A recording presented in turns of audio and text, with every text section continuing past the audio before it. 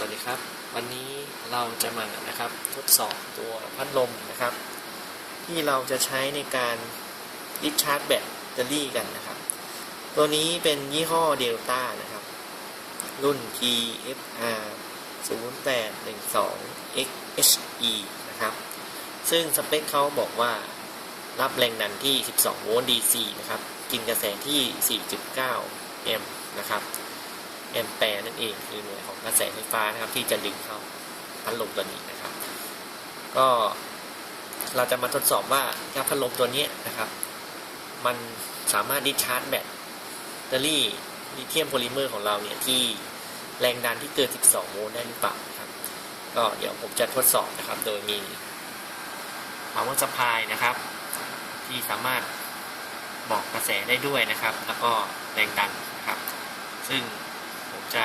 นำซัพพลาย2ชุดนี้นะครับมาต่อพาราเลลก็คือขนานกันนะครับสามารถจ่ายได้สูงสุด6แอมป์นะครับฉะนั้นซัพพลายตัวนี้เพียงพอกับตัวพัดลมตัวนี้แน่นอนนะครับเดี๋ยวเรามาเริ่มทดสอบนะครับที่แรงดัน6เซลล์นะครับ 25.2 นะครับที่เราชาร์จเต็มนะครับ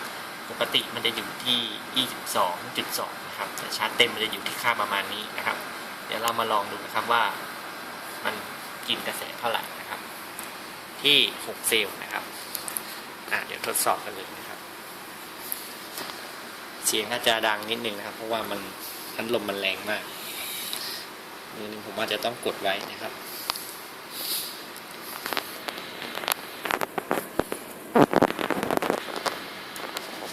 เสียงแล้วนะครับ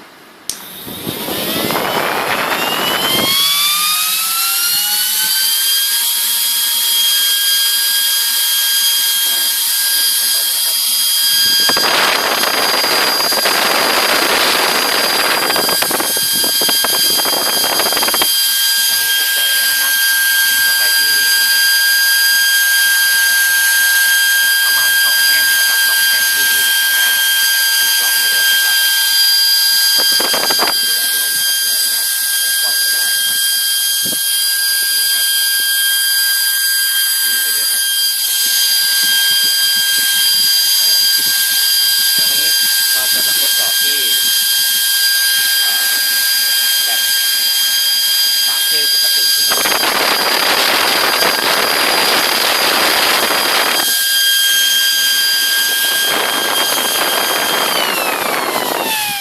กดก่อนนะครับผมกดก่อนแต่มันแรงมากนะครับเดี๋ยวมาดูที่12โวลต์นะครับจะกินกระแสไฟฟ้าเท่าไหร่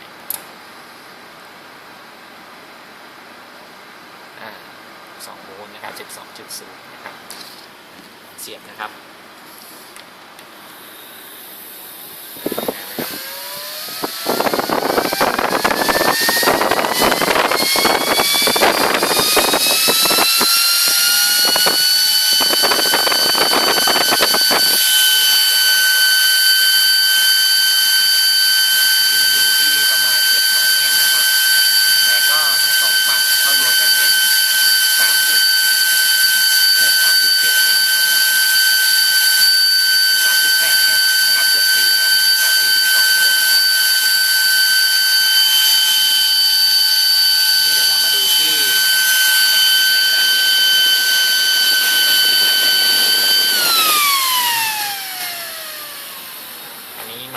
ปรับเป็นประมาณ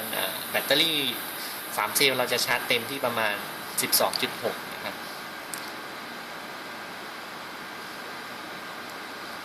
ประมาณนี้นะครับ 12.6 หรือ 12.7 นะครับ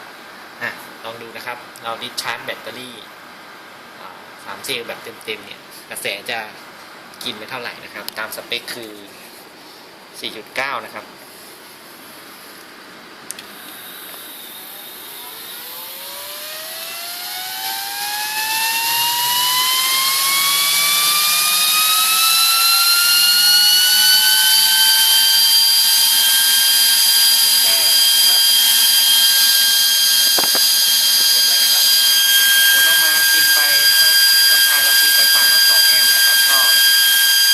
รวมมาเป็น4แอมป์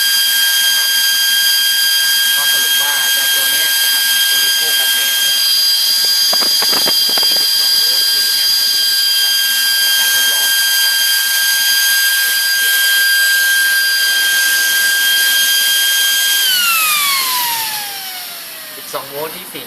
ก็ใกล้เคียงสเปคที่เขาได้บอกเนี่ยในตัวนี้นะครับ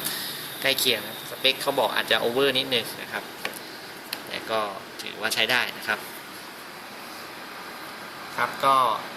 เห็นว่าเพื่อนๆเราสามารถ